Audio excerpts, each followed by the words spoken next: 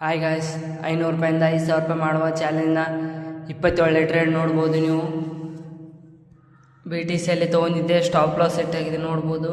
ನೀನು ಮೊನ್ನೆ 17ನೇ ತಾರೀಕು ತೊಗೊಂಡಿದ್ದೆ, ಇದು 4ನೇ ದಿನ ಆಗೋಣ ಸ್ಟಾಪ್ ಲಾಸ್ ಸೆಟ್ ಆಗಿದೆ ನೋಡ್ಬೋದು. ನೀವು ಟಾರ್ಗೆಟ್ ದೊಡ್ಡದಿಟ್ಟಿದ್ದೆ ನೋಡ್ಬೋದು. ನೀವು ಸ್ಟಾಪ್ ಲಾಸ್ ಸೆಟ್ ಆಗಿದೆ.